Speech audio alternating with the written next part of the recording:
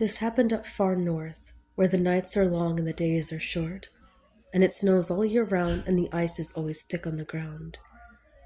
There was a mother and daughter who lived together in a small house in the middle of nowhere. The young girl was very beautiful, and the old woman was not.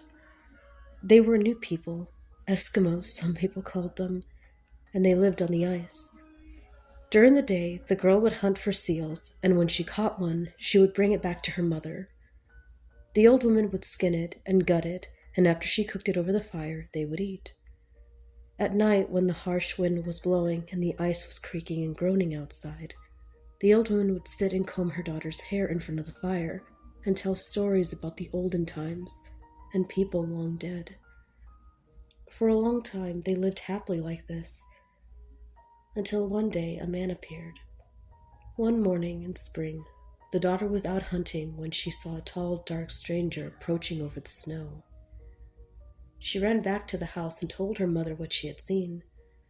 Together they went out to greet the stranger. He was a young man, and he was tall and handsome. He said he had lost his way in the snow and needed a place to stay before it grew dark. The two women welcomed him into their house and set about fixing him a meal. The young man stayed with them longer than expected. Over time, he fell in love with the girl, and she fell in love with him. They decided to get married, and they lived together in the little house with the girl's mother. At night, the old woman would lie awake and listen to them kissing and cuddling in the dark. One day, the girl told her mother that they were going away. She said the young man was going to take her to his village, and they would live there together as man and wife. The old woman didn't say anything.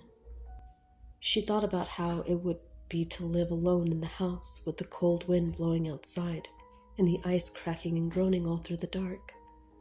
She wondered how she would find food to cook. One day, when the young man was out hunting, the old woman told the daughter that she wanted to comb her beautiful hair. She said that the girl should look her most beautiful for her husband when he came home. She sat cross-legged on the floor at her mother's feet. The old woman began to comb her daughter's hair. She combed and she combed until it shone in the light of the lamp. Then she took the girl's hair and began to twist around into a long braid. She wound it around the girl's neck and pulled tighter and tighter, until she strangled her daughter to death.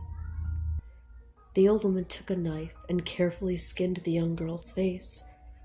When she was done, she dragged her daughter's bloody, faceless body out to the house and buried it in the snow. Then she mopped the floor and trampled down the red snow and covered up all traces of what she had done.